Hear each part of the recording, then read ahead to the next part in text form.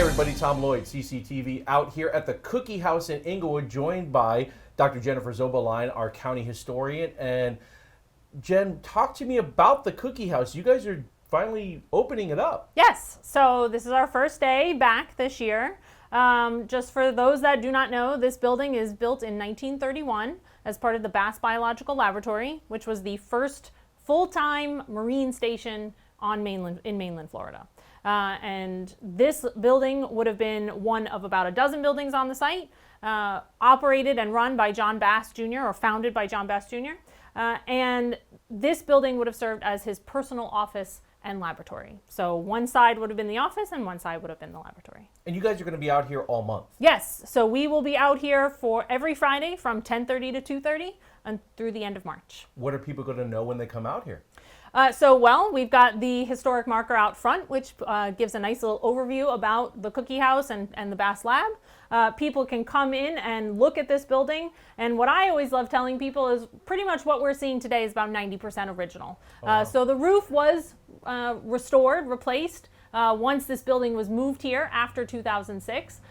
But much else of what you're seeing is original. So it really is a unique experience for people to come and see something that is almost 100 years old at this point. So this is pretty much one of the original marine biology things going on, scientific stuff going on here in Charlotte County in the early 1900s. Yes, absolutely. And I think what people don't realize is the importance of the Bass Biological Laboratory in setting the stage for something like Mote Marine, which is up in Sarasota, right? Oh, wow. They are not institutionally connected, right? They're not the same in terms of founded by the same people, but the Bass Lab sets this institutional heritage of, hey, it's really important that we have a marine station, that we study the environment around us. And so the lab itself will close in 1944.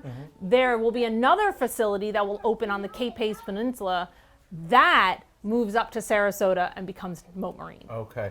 And where we're currently at, this is not the original site. This house has been moved. Correct, yes. So the original site is not too far away. It's about a mile and a half from where we are. This site was chosen partly because this was a county site. This is a county park, Cedar Point Environmental Center or Environmental Park. And there was space for it here. So in a nutshell, after the lab closes, the property, which is about a 10-acre property or so, stays in the Bass family. They will eventually sell it to developers in the early 2000s. Fortunately, and this is one of those success stories, the developer was actually willing to work with Charlotte County, with the Bass family, with the state to kind of this collective effort to preserve the Cookie House. And a lot of people say, well, why just this one? Well, because pretty much all the other buildings were in such a derelict shape that they were not capable of restoration. So this house is jacked up off its foundation, essentially. Everything intact, or as much as it can, strapped down on a flatbed trailer and moved here. And then it undergoes a period of restoration. And what I always love telling people is that it is 2 county facility workers who had a specialty in carpentry. They did about 98% of the work on this house, which is truly tremendous. Well, if you'd like to know more about the Cookie House, you guys can come out here. You can go to our website, charlottecountyfl.gov, Libraries and History Division. But if you want to know more, come on out and come take a look at the Cookie House out here in Englewood. For CCTV, news you can use, I'm Tom Lloyd.